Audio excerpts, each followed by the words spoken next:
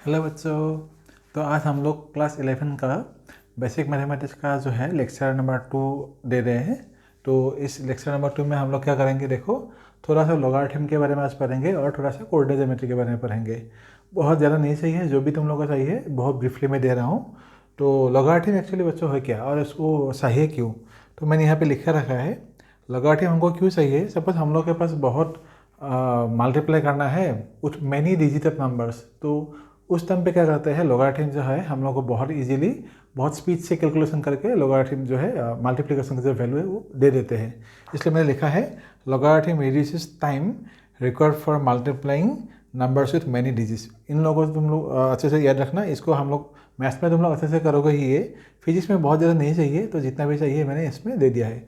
तो logarithm actually है क्या, डिफाइन करने से हम लोग ऐसे देखेंगे। देखो, द एक्सपोनेंट और power to which a base must be raised to yield a given number is called logarithm।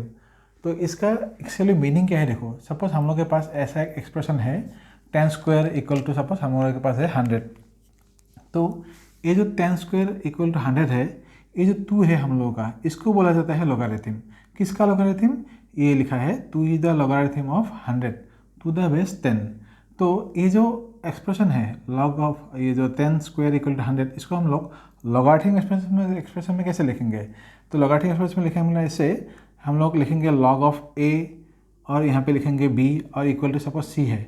इसी को हम लोग अगर यहाँ पे इस एक्सप्रेशन अगर हम लोग लिखेंगे तो कैसे लिखेंगे, देखो जैसे यहाँ पे लिखा है ना 2 is the logarithm of 100 to the base 10। ये कैसे होता है, क्यों होता है, देखो ये लॉग है, लॉग के बेस ये है ए, ये है तुम लोग का वैल्यू और ये है सी, सी है एक्सपोनेंट।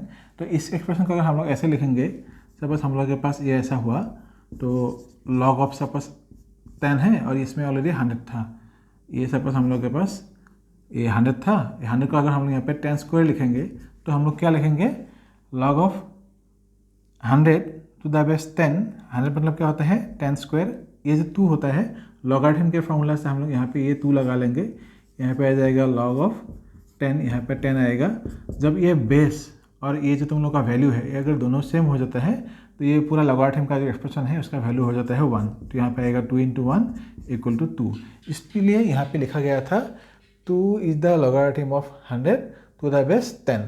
सपोज हम लोग के पास ऐसा कुछ दे दिया, सपोज दूसरा एक एग्जाम्पल यहाँ पे ही दे देता हूँ मैं। सपोज लॉग ऑफ हम लोग के पास सपोज यहाँ पे 10 है, यहाँ पे सपोज मैं 4 लिख देता हूँ, तो इसका लॉगरिथम कितना होगा। तो 4 जो है 4 का वैल्यू कितना आएगा यहाँ पे। सपोज यहाँ पे हम लोगों ने 100 नहीं किया, सपोज यहाँ पे हम लोग क्या ले सकते हैं, कोई भी नंबर ले सकते हैं। सपोज मैं यहाँ पे 90 लगा लेता हूँ। 90 अगर लेंगे तो कितना आएगा वैल्यू, देखो तो 90 अगर आएगा तो क्या आएगा, यहाँ पे कितना ले सकते हैं, लॉग ऑफ यहाँ पे 10 है, यहाँ पे हम लोग क्या ले सकते हैं 10 इंटू 9 लगा सकते हैं। तो इसका वैल्यू कितना आएगा, log of 10 to the base 10। और ये क्या आ जाता है प्लस फार्मूला, मैं बाद में दे दूंगा फार्मूला, ये log of 10 to the base 9। तो ऐसे हम लोग लिखेंगे। ये log of 10 to the base 10 मतलब क्या आ जाएगा, फिर से यहाँ पे आ जाएगा 1, क्योंकि दोनों सेम है। और इसमें जो ये लॉग 10 ये 3 स्क्वायर है, इसको कैसे लिखेंगे, लॉग ऑफ 10 यहाँ पे आएगा 3 स्क्वायर। इसको बाद में मैं तुमको सॉल्व करके दे दूँगा, देखूँगा। तो अभी ये देखो, ये बेसिकली लॉगरिथम का पार्ट है, तो इसको लिखो। इसके बाद मैं नेक्स्ट थोड़ा सा दे रहा हूँ और कुछ यहाँ से, तो इसको पॉज करके लिखो।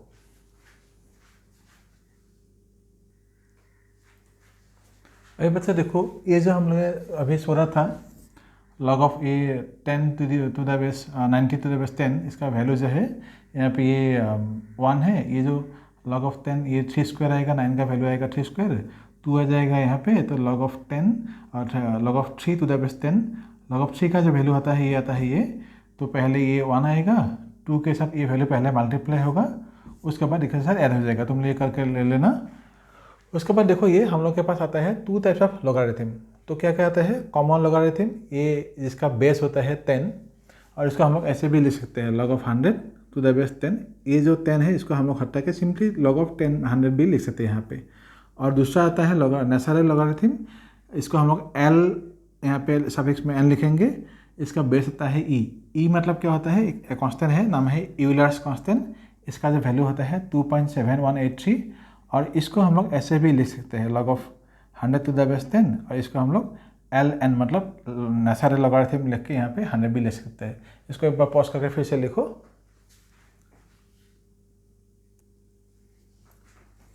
अच्छा बच्चों देखो, अभी नेक्स्ट देखो list of formula for logarithm. Suppose हम लोगों के पास ये ऐसा कुछ एक्सप्रेशन हुआ, if e to the power x equal to y, then x equal to, जब लॉगरिथम हम लोग लेंगे तो कैसा आएगा, तब इसका जब लॉगरिथम लेंगे एक्सप्रेशन का तो क्या आएगा, x equal to log of y to the base e। और ये जो लॉग ऑफ e है इसको हम लोग एनएसआई लॉगरिथम में जब लेंगे तो ऐसे लिख सकते हैं, ln equal to ln into y. उसके बाद लिखो log of a b. Log of a b मतलब क्या आएगा, log of A plus b. या ऐसे अगर कंडीशन हमको मिलेगा कि log of A plus log of b है तो हम लोग इसको ऐसे भी लिख सकते हैं, log of A into B. मतलब ये अगर रहेगा तो इसको ऐसे लिख सकते हैं, अगर ये ऐसा रहेगा एक्सप्रेशन तो इसको हम लोग ऐसे लिख सकते हैं। फिर से यहाँ पे देखो formula log of a by b, इसको भी हम लोग ऐसे लिख सकते हैं, log of a minus log of b. और अगर ये कंडीशन हमको मिल सकता है log of a minus log of b, तो इसको हम लोग यहाँ पे भी ऐसे log of a by b लिख सकते हैं। ये जो है स्पेसिफिकली ये फार्मूला है, और ये फार्मूला हम लोग जो फर्स्ट ईयर में अभी क्लास 11 में हीट एंड थर्मोडायनामिक्स जो चैप्टर है वहाँ पे कुछ सपोज हम लोगों के पास होगा ये एडियाबैटिक वर्क डन, उसके बाद तुम लोग आएगा वो आइसोथर्मल वर्क डन, ऐसा कुछ एक्सप्रेशन मिलेंगे तो अभी वहाँ पर ये जो लॉगरिथम का है थोड़ा सा एक्सप्रेशन वहाँ पे यूज हो जाएगा। सिर्फ ये बेसिक जो फार्मूला है इन सब का यूज है, और लॉगरिथम का बहुत ज़्यादा उसमें है नहीं, एक दो न्यूमेरिकल में आएगा थोड़ा थोड़ा छोटा छोटा, बस इतना ही। उसके बाद ये देखो log of a to the power अगर n रहेगा हम लोग इसको कैसे ले सकते हैं, ये जो एक्सपोनेंट है इसको हम लोग एज ए कोएफिशिएंट यहाँ पे लिख देंगे, बाकी लॉग ऑफ यहाँ पे रह जाएगा और इसका वैल्यू हम लोग बाद में यूज़ कर लेंगे। फिर से सपोज यहाँ पे log of 2 to the base 10 हुआ, इसका एक स्टैंडर्ड वैल्यू है, तुम लोग को याद रखना है तो अच्छा है, रखोगे तो, नहीं तो एग्जाम में पेपर में दिया होगा वैल्यूज़। तो ये log of 2 to the base 10 value आता है 0.3010, और log of 3 to the base 10 का वैल्यू आता है 0.4771। उसके बाद ये देखो लॉग ऑफ 2, ये अगर नेचुरल लॉगरिथम में आएगा तो कैसे लिखेंगे, इसका वैल्यू आएगा 0.6931। उसके बाद log of 3 to the base e, इसका वैल्यू आएगा 1.0986। और सपोज हम लोगों के पास ये अभी है लॉग ऑफ सपोज ये बेस और ये दोनों अगर वैल्यू का सेम हो गया, इसका वैल्यू हमेशा क्या आएगा, 1 आएगा। तो इसको फिर से पॉज करके लिखो, मैं 2-3 न्यूमेरिकल इसका करा रहा हूँ अभी। अरे बच्चे देखो ये एक एग्जाम्पल देखो, छोटा सा example, log of 6 to the base 10, इसका वैल्यू हम लोग का सही है। तो 6 जो है पहले इसको हम लोग ऐसे लिखेंगे 3 इंटू 2, क्योंकि हम लोग के पास जो फॉर्मूला था log of A into b equal log of A plus b, तो इसलिए हमको यहाँ पे जो 6 है 6 को पहले 3 इंटू 2 फॉर्मेट में ले रहा हूँ अभी हम लोग। उसके बाद यहाँ पे बेस था 10, इसको कैसे लिखेंगे, जैसे log of A into B मतलब log of A plus B था, यहाँ पे भी हम लोग क्या रखेंगे, log of 3 into 2 equal to log of 3 to the base 10 plus log of 2 to the base 10। अभी इसका वैल्यू जो है ये पहले से दिया हुआ था, और लॉग ऑफ 2 का वैल्यू जो पहले से इसे दिया था, पहले इसे पुट करो, सिंपली प्लस कर दो। और दूसरा फॉर्मूला ये देखो, दूसरा example log of 300 to the base 10, इसको चाहिए तो इसको हम लोग कैसे लिखेंगे, पहले यहाँ पे लॉग लिखो, ये जो 300 है हम लोग ऐसे लिख सकते हैं 3 इंटू यहाँ पे 100 लिख सकते हैं, नीचे आएगा 10, और ये जो 100 है इसे इससे नहीं लिख के हम लोग ऐसे भी ले सकते हैं 10 इंटू 10 भी कर सकते हैं। तो यहाँ पे क्या लिखोगे अभी, लॉग ऑफ लिखो, log of 3 to the base 10 plus log of 10, यहाँ पे फिर से 10 आएगा, फिर से log of 10 to the base 10 आएगा। तो ये जो वैल्यू था कि वो क्या था 0.4771 प्लस इसका वैल्यू आ जाएगा 1, इसका भी वैल्यू आ जाएगा 1, तो कितना हुआ 1 + 1 2, मतलब क्या हुआ 2.4771। इसको कर लो। इसके बाद हम लोग जा रहे हैं कोऑर्डिनेट ज्योमेट्री पे, इसको पॉज करके लिखो।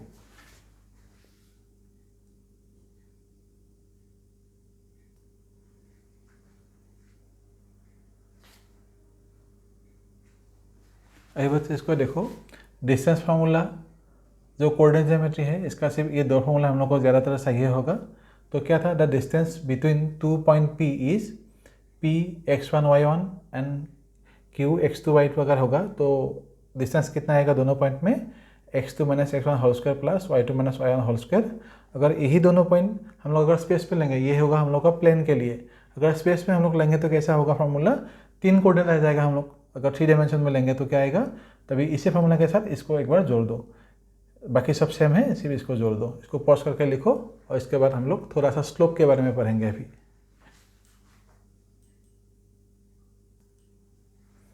बच्चों भी देखो ये है हम लोगों का स्लोप ऑफ ए लाइन, अभी हम लोग निकालने जा रहे हैं। तो सपोज एक प्लेन है एक्स एंड वाई प्लेन, इसमें 2 पॉइंट्स है, ये है पॉइंट ए, ये है पॉइंट बी। एक्स का कोऑर्डिनेट है x1 y1 और इसका कोऑर्डिनेट है x2 y2। तो ये जो डिफरेंस आएगा x2 माइनस x1, ये है तुम्हारा डेल्टा x, और ये जो डिफरेंस आएगा y1 से y2, मतलब पूरा जो काउंट करेंगे ये यहाँ से यहाँ तक y1 और यहाँ से यहाँ तक ओरिजिन से y तक ये है y2 टोटल, और यहाँ से यहाँ तक टोटल x1 और यहाँ से यहाँ तक है x2। ये हो गया तुम लोग का डेल्टा x, ये हो गया डेल्टा y। और ये जो लाइन है थीटा, ये जो तुम लोग का लाइन है, इसको बोला जाता है स्लोप। और ये जो स्लोप है ये हमेशा क्या होता है, ये परपेंडिकुलर बाय बेस, तो इसको हम लोग बोलते हैं स्लोप। इसको हम लोग m से डिनोट करते हैं। So slope m equal to delta y by delta x। Delta y मतलब कितना आएगा, y2 minus y1 by delta x मतलब कितना है, x2 माइनस x1। इसको हम लोग क्या लिखेंगे, ये m, मतलब यहाँ पे भी m लिख दिया, तो m इक्वल टू कितना आएगा, tan थीटा। तो यही है तुम लोग का स्लोप का फॉर्मूला। अभी सपोज हम लोग एक छोटा सा क्वेश्चन है, what is the slope of the points, ये p -2 3 और q 2 7। तो सिंपली यहाँ पे हम लोग क्या करना है, स्लोप निकालना है। तो सॉल्यूशन यहाँ पे देखो, यहाँ पे हम लोग अगर हम लोग ये देखेंगे, p मतलब क्या था -2 और यहाँ पे है 3, और q मतलब क्या था, ये 2 और 7, यहाँ पे 2 और 7। ये हो गया हम लोगों का x1, ये हो गया y1, ये हो गया x2, ये हो गया y2। तो स्लोप का जो फॉर्मूला था, ये फॉर्मूला क्या लिखेंगे हम लोग, m equal to y2 minus y1 by x2 minus x1। तो ये कितना आएगा, y2 माइनस y मतलब 7 माइनस 3 आएगा, तो 7 माइनस 3 नीचे आएगा, x2 मतलब 2 माइनस पीछे आएगा ये -2, तो कितना आएगा, 7 माइनस 3 इज 4, यहाँ पे भी आएगा 4। सो 4/4 मतलब हो गया 1। सो हम यहाँ पे क्या लिख सकते हैं, स्लोप हो गया हम लोग का 1। अगर एंगल हम लोग का सही है, हम लोग यहाँ पे ऐसे लिख सकते हैं, tan theta equal to m equal to 1, और 1 मतलब कितना आता है, tan 45। सो थीटा का वैल्यू कितना आ जाएगा, 45। तो ये हो गया हम लोग का स्लोप। तो बच्चों आज इस क्लास में इतना ही। नेक्स्ट क्लास में हम लोग ट्रिगोनोमेट्री के बारे में पढ़ेंगे थोड़ा सा डिटेल्स में, तो नेक्स्ट क्लास फॉलो करना। और ये जो क्वेश्चन है, ये जो है थोड़ा सा बेसिक पॉइंट है, इन सबको तुम लोगों को याद रखना है। Okay, thank you so much.